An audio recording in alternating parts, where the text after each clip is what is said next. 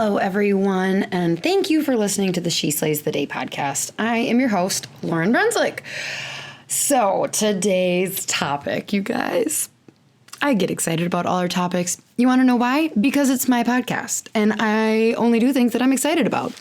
So I'm excited about today's, but kind of nervous about it too, because it's controversial. But first, I want to follow up on an episode that I did a couple weeks ago on compassion fatigue. A lot of you really liked that episode. A lot of people reached out and said, like, thank you so much for covering this. Some of you had heard of it. Some of you hadn't. People said I laughed, I cried. But just checking in on me in general, I'm doing good. Thanks for asking. I got aligned with this therapist on BetterHelp.com. The jury's still out. I don't know. I think I would describe myself as a cynical, open-minded asshole. Which, if you're like, wait a minute, that makes no sense, you're right. It just takes a minute for me to not think someone's full of you-know-what. So as you can imagine, when my therapist and I got off on a really awkward track where she spelled my name wrong and did a bunch of stuff online, I was like, you're dead to me. Kirby's like, just give her one chance and see.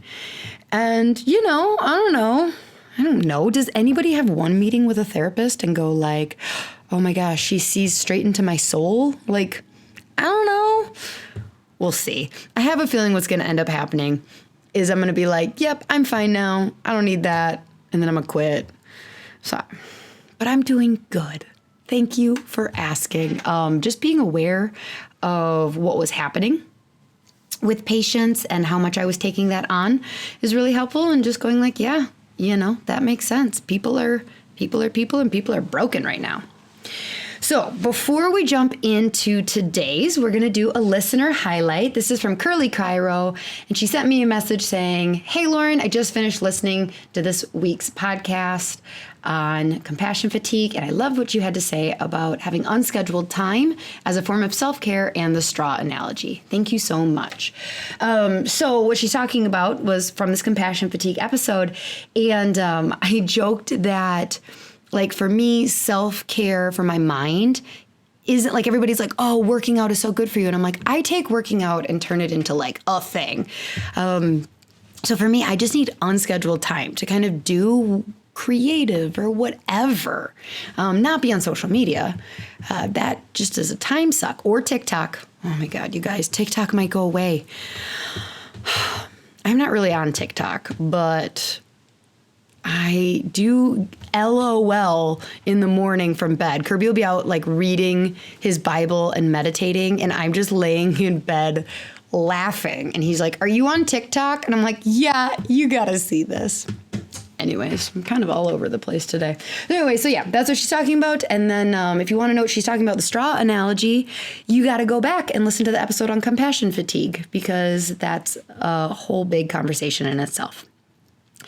So, also, if you are kind of down in the dumps and sick of stupid emails in your inbox, and you are not on our weekly sleigh, I recommend that you sign up for that. So every week we send out a short, sometimes funny, sometimes deep, we call it a sleigh, and it's a short, inspirational, thought-provoking thing to just kind of open your mind, see things a little different, and maybe have a positive spin on life, and maybe not take things so seriously.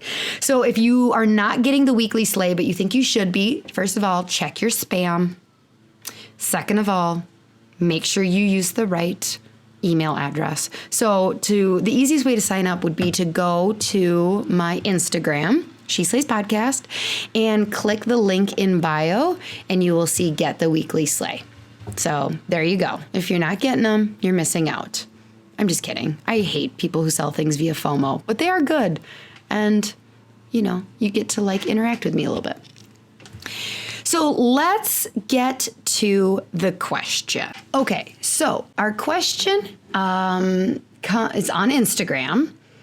And it says, "Hey, Dr. Lauryn, I have a question for your podcast. I'm a fourth-year chiro student finishing up this year.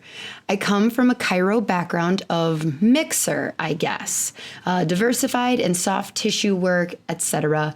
My school, however, is quite philosophical. As I am nearing graduation, 4 months from now, I find it hard to know exactly how I'm going to practice when my personal philosophy doesn't align with the school. It's somewhere in between.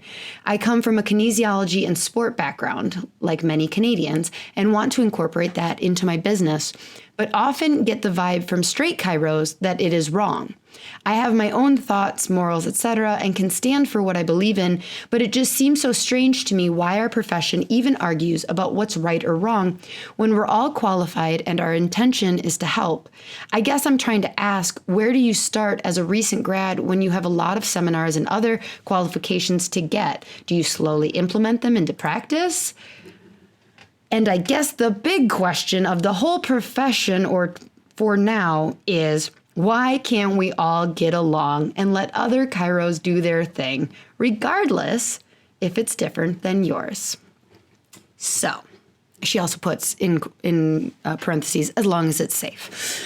So today we are going to tackle the question of why can't we all get along? And, I've gotten this question like in 4 different ways, and it's why I'm going to fixate on the second part of like what's up with the mixers straight thing, because that's the question that I kind of keep getting, and they're usually from students saying like, just I don't get it. Why is this a thing?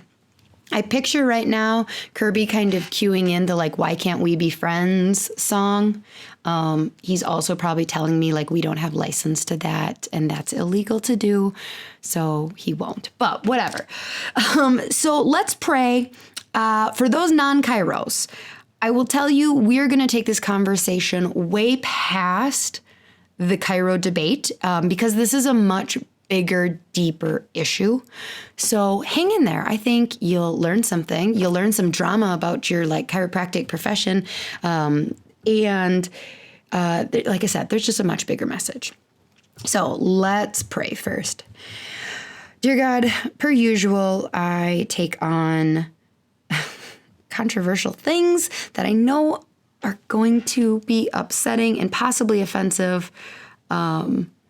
Forgive me for seeking drama. I'm sure that's, an underlying cause in a lot of things for a lot of people of like what's going to get ratings and whatever this, but also just be with everyone listening. Help us in this bigger picture view the kindness and love that can come out of this. I believe that the bigger picture past chiropractic is what is the message that needs to be heard over and over again.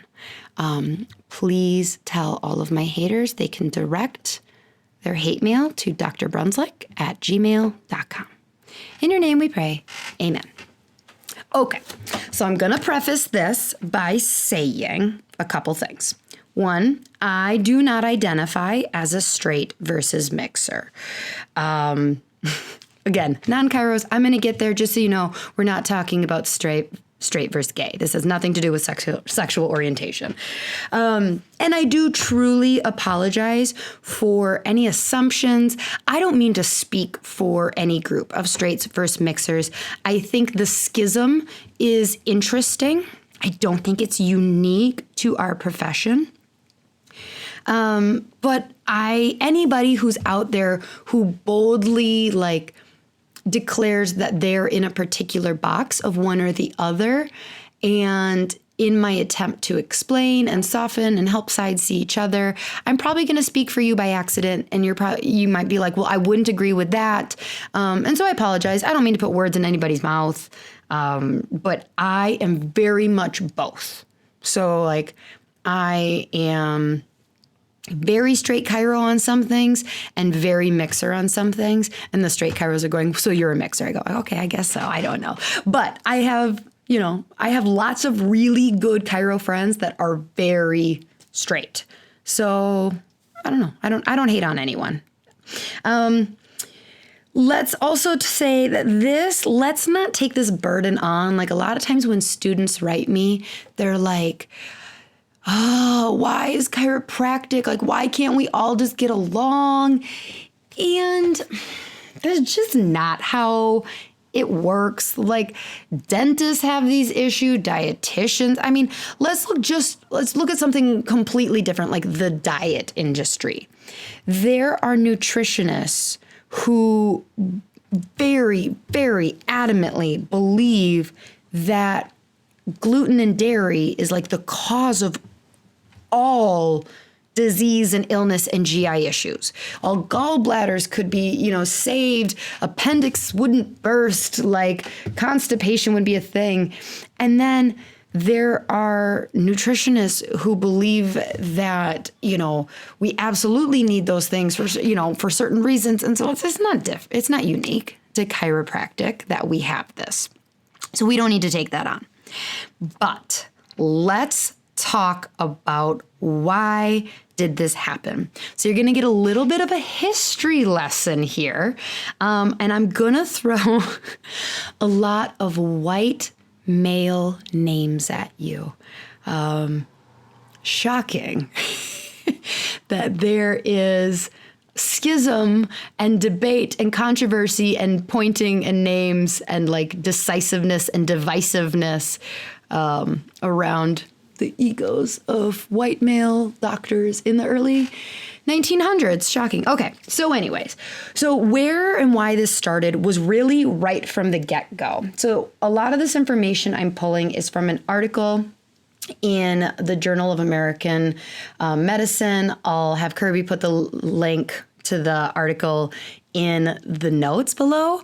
Oh my gosh, this article, whether you are a chiropractor or not, whether you're straight or mixer or you believe anything they say or not, it's like reading a drama.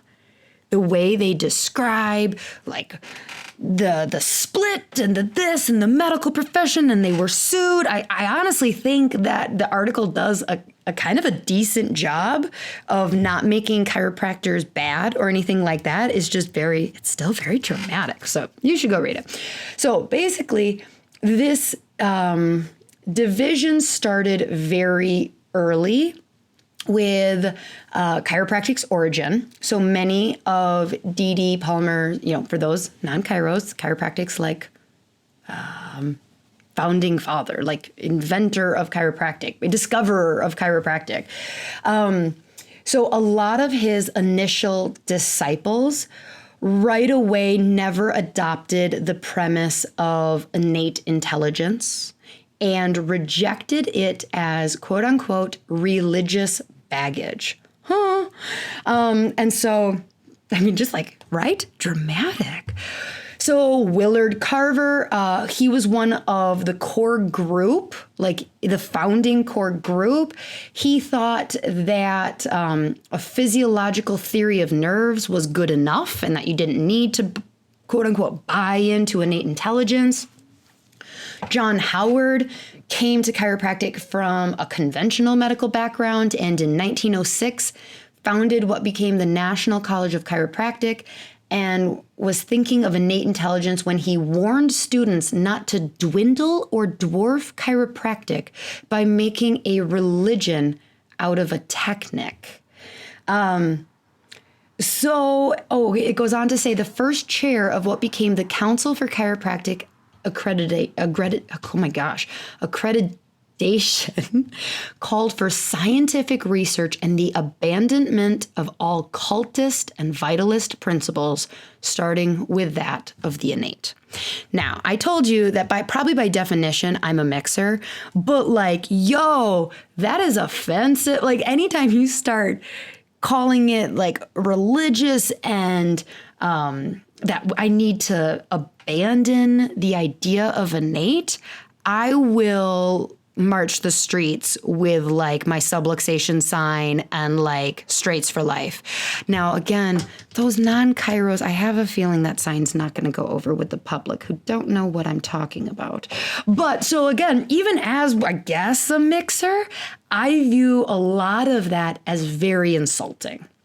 But when you are being put in a position of authority, and this is not a race thing, this is not a gender thing, but when you are a representative and you are put in a position of authority, people want you to be very certain and tell them whether this is right or wrong. So this started to happen really early.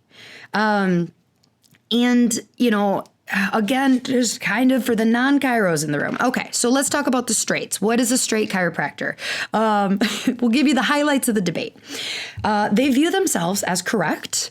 They likely view themselves as pure, heirs to the lineage of like D.D. Palmer. They really strongly root to like our origins and the founders back in 1895.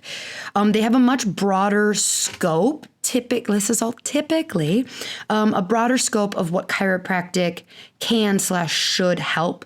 They view subluxation as the number one cause of disease, and therefore, if chiropractic fixes subluxation and subluxation causes disease, then the chiropractic adjustment is the only thing needed for disease prevention and healing.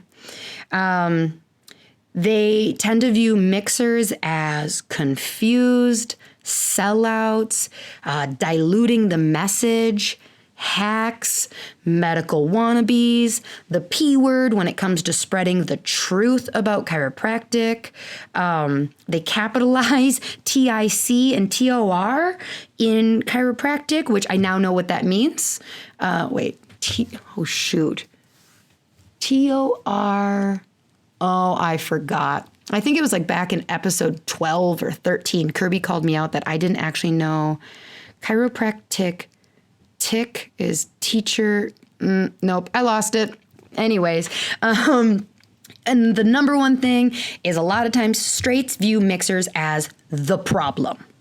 The reason that chiropractic is not like the number one form of healthcare for everything. A lot of times it's pointing to the other side. We'll get into the psychology of that. Now, mixers, on the other hand, tend to view themselves as more open-minded, not a cult, helpful, like they're just providing services that their patients need. They view themselves as logical. They play well with others, that they're making chiropractic palatable by like trying to meet the medical community where they're at, meet society where they're at. They see subluxation often as one of multiple causes of disease, and therefore, or ironically, even though they tend to add in multiple things, homeopathy, acupuncture, physical therapy, supplements, all of that, that's what, for the non-chiros, that's what a mixer is a chiropractor who does more than adjustments. They tend to actually, even though they do more, straights, don't get mad, I'm not saying like more, whatever. They do more things in their office. They tend to actually have a narrower scope of chiropractic and what they view their role is in healthcare. Now, mixers tend to view straights as cultists, narrow-minded, naive, willfully ignorant to research, and shocking, just like the straights view the mixers as the problem, mixers often look at the straight chiros and go, you're the problem. You're the reason we are not mainstream. So there you go. You're caught up on the debate for all you non-chiros listening that like we have these two, there's the idea, we are sold this idea that there are two groups for us to choose from, and there's the two groups. So I call bullshit that most of us easily fall into one of those. And I think that's where a lot of the questions come from like students is going like, wait a minute, I don't feel like I fit into either one of those boxes. Are these my only choices? Am I supposed to hate the other side? Like, I don't get it. And I think we're lied to. I think we're lied to way outside of chiropractic. We're lied to within politics. We are lied to within religion that there are two sides, good and bad, right and wrong. Humankind naturally likes to declare things as good or bad. So the amazing Brené Brown has some things to contribute to this. She says that anytime fear enters an equation, and she really highlighted when I was listening to her podcast talking about when fear really entered modern day society, because she was answering questions on like fake news and all this. She was talking about how like 9/11 is kind of, if you're a white person in America who doesn't, or, and Christian, so you're not Muslim, you're not Jewish, you're not Black, you're not a minority, you're not gay, you don't understand what like living in fear is like. So she goes on to talk about how 9/11 kind of broke that down for the very first time. And this is where we really started to see the media explode into fake news or whatever. And she says that like, so fear enters and we as humans seek two things. I will note that neither of these two things is the truth. The two things are, one, someone to blame for the problem, and two, certainty.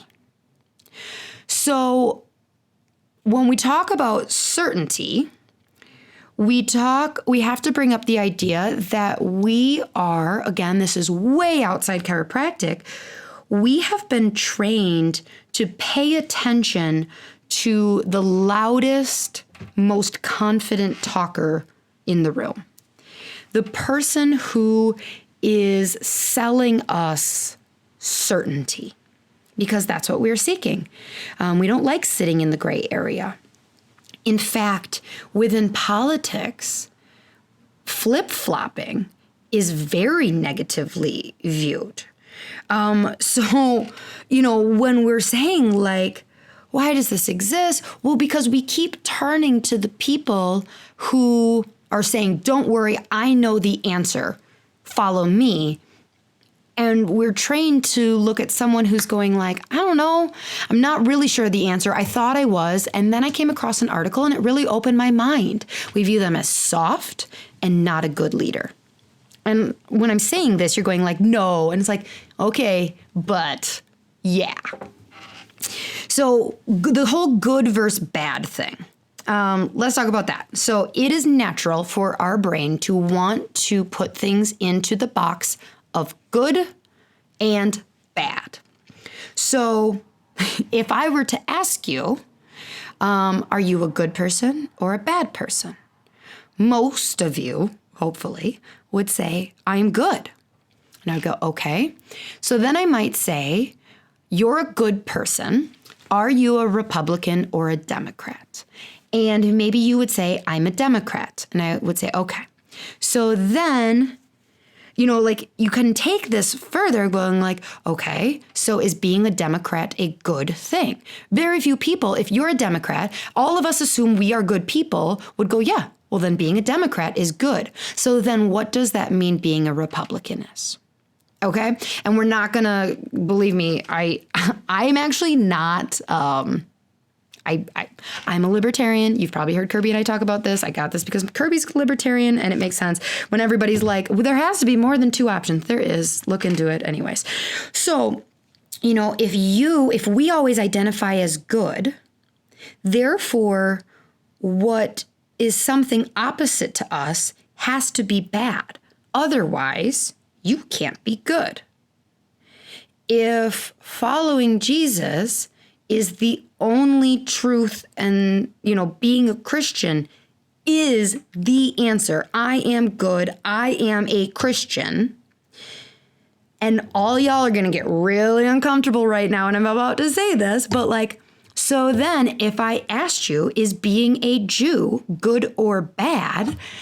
Most of us are not walking around saying that, but our brain makes these connections on a subconscious level. Okay. So what happens is very few of us, unless you realize, no, I'm not going to do that. I can be something and agree with it morally and view it as good, and I can view something completely opposite to me, and it does not have to be bad. So that is the first step in like being a good human on this earth. 101 is drop the lie that things are good or bad, are right or wrong. You can be right, and somebody who is staunchly opposite you can also be right. You can be good, and they can be good. You can also be bad on some things, and you can learn and change your mind and become better.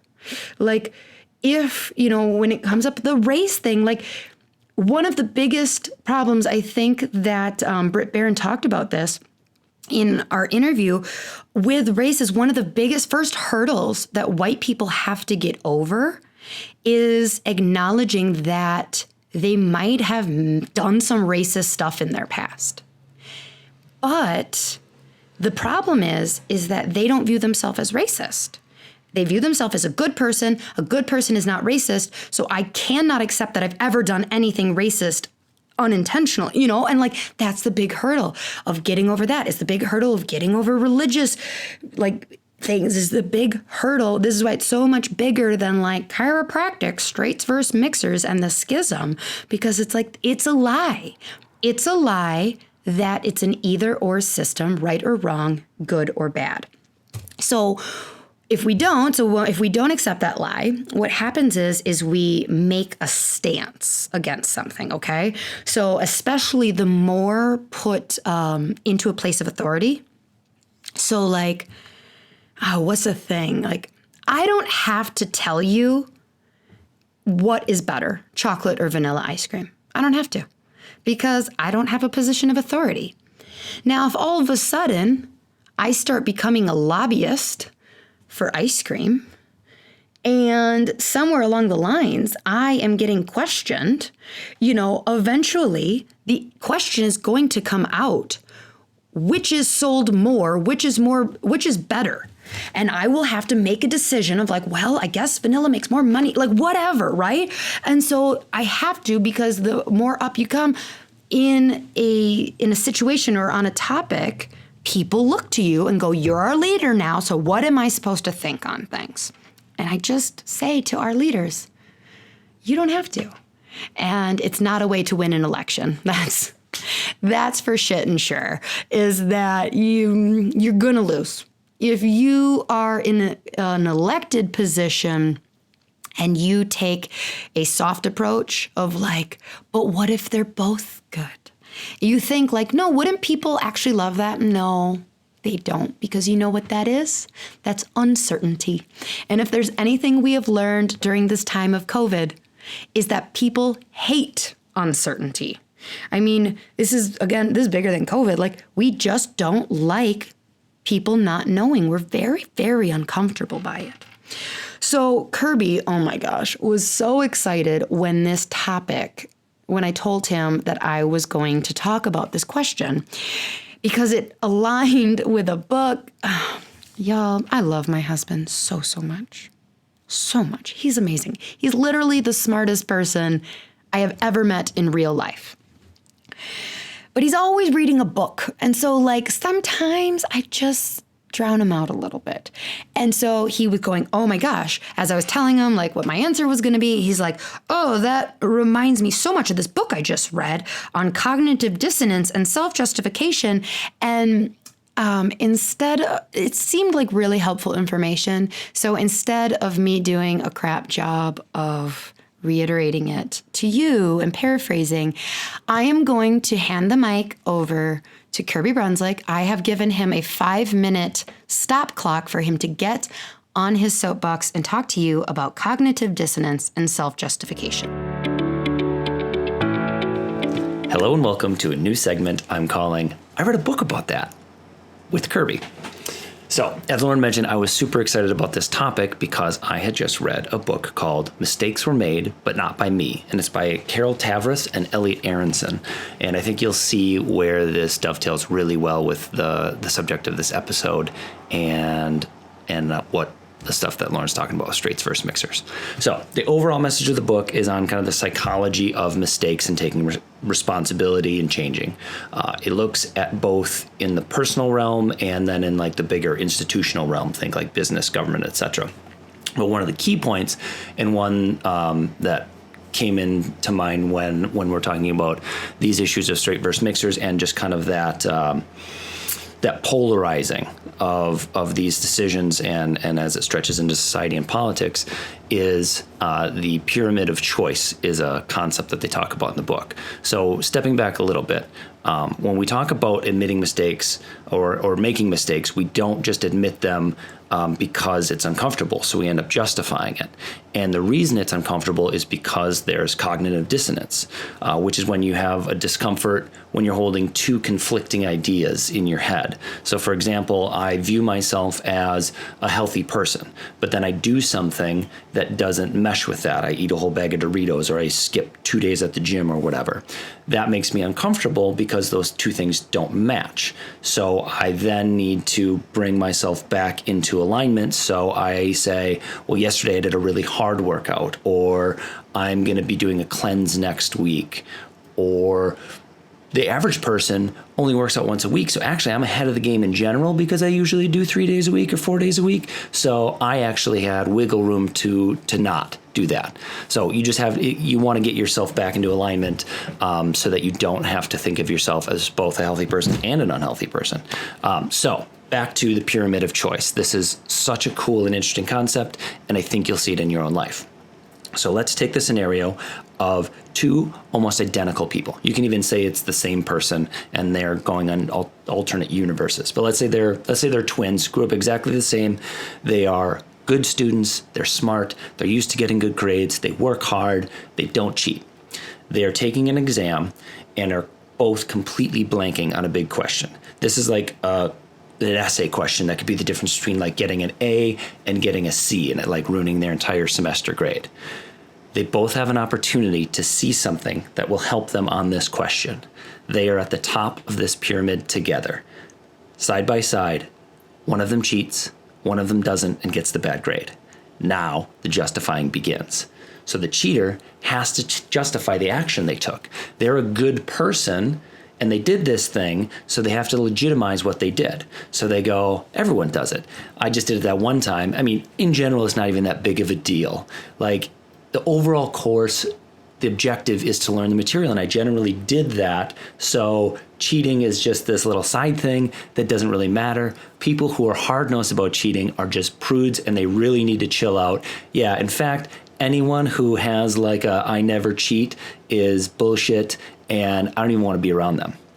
The non-cheater also has justification to do because they have this conflict that they're a smart person, but then they got a really bad grade. So they need to double down on their morality. The morality becomes the most important thing to them. They took a true and right stand and they suffered for it. So now they need to marry that in their head that cheating is super wrong and that it's worth sacrificing for. Anyone who cheats even a little is now a morally bankrupt person. So as you see, and with this justification over time, they've slid down the pyramid. So when they were at the top and they were side by side and they were so close, they made one little decision and that snowballs into them sliding down the sides of the pyramid on opposite sides, and now they are so far apart. So do you see where this can have application, where this applies to so many things? Politics, chiropractors fighting with each other, marriages. These are big things that we all can start so close together and with very, very similar personalities, and then we make a decision, and we take some action based on that decision. And it doesn't even have to be a moral decision. It can be, Republican, Democrat. It can be straight mixer.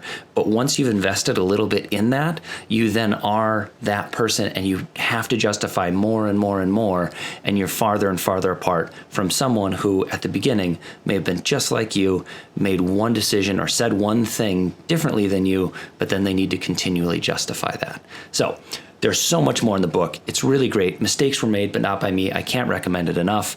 They have way bigger and better points later in the book too, about institutional stuff, but I just loved this and thought that this applied so much to this episode. So back to Lauryn. I think I went over my time. Don't tell her. She never actually listens to the episodes once they're edited, so she doesn't know. Bye. Okie dokie, that's enough. Hopefully you learned something. I'm sure he was great. He's so good. But, with this, what do we do about it, okay? Well, we're not going to solve it. That's the big thing, is stop thinking that we're going to solve it. When it comes to all arenas, be aware that this attachment to identity it's a dangerous place. There is this Ramadas. I do listen to him sometimes, Kirby. So he's telling me at lunch that over-identification of anything is a prison. It's this Ramadas quote. And he was saying, Ramadas, he's this, I don't know, what is he, Kirby? A theologian, a philosopher. He's famous for his opinions on shit. Anyways, he was a vegetarian for years until he realized that he identified as a vegetarian, and likely that stroked some part of his ego. And so he forced himself to eat a hamburger just because he realized how much he was attaching to that identity. So what happens, why the students are writing and why not the chiropractors are writing is because we kind of get forced into what are you? What side are you going to pick? Are you going to be straight and be true to the message? And you feel like you're rooting for the home team here. And again, I like the description in this Journal of American Medicine article talks about straights viewing themselves as heirs to the lineage. Are you going to be on that team or are you going to be diluted? Are you, and it's just oh man, okay, so those are my options. So then let's say you pick one. Well then, and how this happens is not in this public hearing. It starts with opening your practice and go how are you going to set it up? Are you going to have supplements? Are you going to have a therapy bay? Are you going to do Pettibon exercises? What are you going to do? And you don't realize that you're making these decisions that are going to put you into one box or another, but you most of the time subconsciously make this decision. You're not going to have therapy. You're not going to have x-ray. You're not going to have, supplements.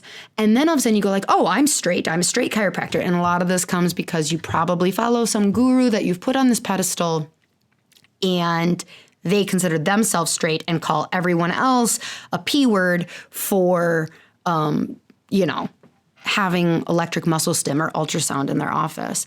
And you're oh yeah, well, that person is my mentor, and they're very opinionated and certain that person over there is wrong, so I will identify as that, and then you seek to continue to validate that decision.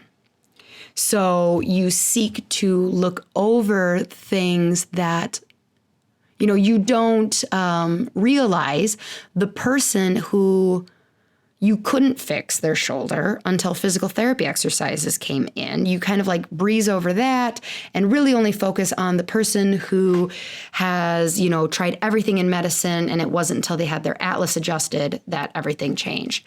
And so you just continue to really keep these blinders on of this proves that I made the right decision. And that's how we go through life once we are forced to decide which bucket are you in, is our perception of reality gets completely shifted, and we only perceive things that support our belief system as truth. And then we view all the other things that continue to support by being bad, some chiropractor, some hack who was selling fat loss, went bankrupt, and you're like, see, you're a hack, you're and so we only view those things through our blinders to continue to support the message that we continue to prove, or vice versa. Like a mixer might view some purist chiropractor on the media who goes viral saying something quote unquote crazy and is disruptive to the chiropractic message, and you go like, that's the problem. Everybody pointing, that's the problem. That's the problem. So we just need to learn. I laugh because I have written down, learn to sit in tension, as if that is just all we need to do, guys, is be comfortable refusing to be put into a box. Because that's easy. It's not. It's not in everything in your life. Again, whether you're a chiropractor or not, I guarantee you there are so many aspects in your life that you have been given an either or. You are a Christian or not. You are straight or not. You are, you are gay or not. Like, we just got okay with gay and then question mark and what's that? We just need to figure out how to be maybe things aren't black and white. And maybe I need to stop trying to force politics, religion, sexuality, chiropractic into a box of what I think it needs to be. Maybe, maybe we're not going to find a solution. And maybe the solution is to stop seeking the solution to this perceived fight, to this lie that we've been told that one side is right and one side is wrong. Maybe that's the solution of going, they're both right. Because we're not going to come to a conclusion. It's just not going to happen. There's no way that you are going to get every chiropractor on board to agree on anything. It's so stupid, right? But again, this is outside of our profession as well. Within cosmetology, there are truths that basic truths that should be okay that people don't agree on. There are chiropractors that don't believe pediatric chiropractic is okay. To me, that's one of the most shocking things in the world. Okay, so kind of back to the beginning of this episode where I was like, dear God, forgive me for wanting to take on controversial topics. I just had this idea, you guys, what if I had, no, I'm not going to do this because I would end up looking like an asshat and get mad and break my computer.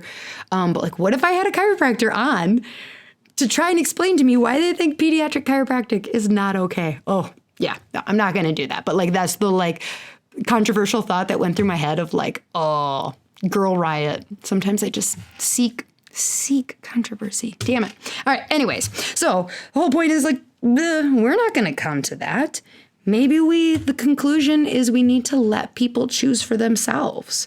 I will say that both sides are pointing to the other, saying you're the problem that chiropractic isn't more mainstream. And they each have their own reasons for it. And I think that united chiropractic may not mean we all agree, but that we're believing that chiropractic can help people. I think that is the thing that we can agree on, that chiropractic can help people and is underutilized. We'll say that. Everything else, people are just going to have to decide for themselves. So if you get anything from this episode, students or people out there, maybe you have been in practice 10 years and you've identified as a straight chiropractor up until now, and you'd like to get into cold laser. This is your permission to say, I am not going to be put in a box. I am not going to live my purposeful career based on other people's rigid walls of how I define myself. This is your permission to refuse being put into a box. Students out there, I don't care what school you go to. I went to a very mixer school, and I kind of wish there would have been a lot. I do wish, I really, really wish there would have been more purist philosophy in it. But those graduating, whether you go to Palmer and are very philosophical straight, or, maybe you're a mixer at Palmer, maybe you're a straight at a mixer school, whatever it is, I give you permission to not need to decide. You do not have to pick up one of those. Nowhere when I graduated did I have to put in writing what kind of chiropractor I was going to be.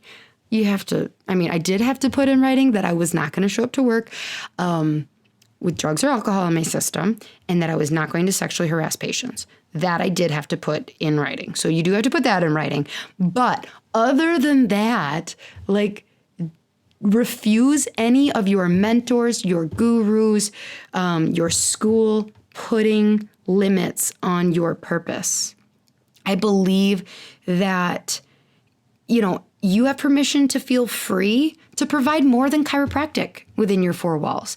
I believe that you have permission to use your life experience and passion as a sign that God wants you to impact people. So what does that mean to me? That means that if you are feeling that the idea of a subluxation needs to get out there, you're being called to do that. Go do it. If you are being called to talk about non-surgical exercises for blah, blah, blah, I don't know, whatever that is, do it. I believe that that is your calling. And we each have the idea that each of us would be pulled to this profession for one such rigid thing. It's just kind of ludicrous. So realize, I've said it before that I think I could have had an impact being an orthodontist. So you can be called to chiropractic and make an impact within chiropractic. And I don't think God has really rigid guidelines on how that's going to show up. So take some pressure off yourself. So there you go. We solved the great debate. We all just need to love each other. Why can't we be friends? We're working there. We are working there to answer kind of the first part of the question in a nutshell. Where you start is start simple and with things that excite you.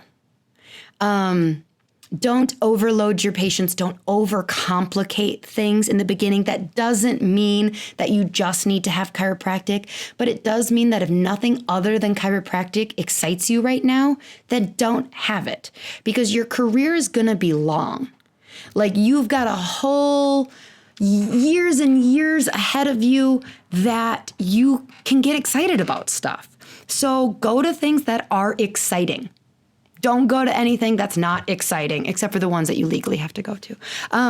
And then 3 years from now, be willing to burn that straw man of your identity of who you are as a chiropractor because you went to a new seminar and got excited about something. My technique has continued to evolve.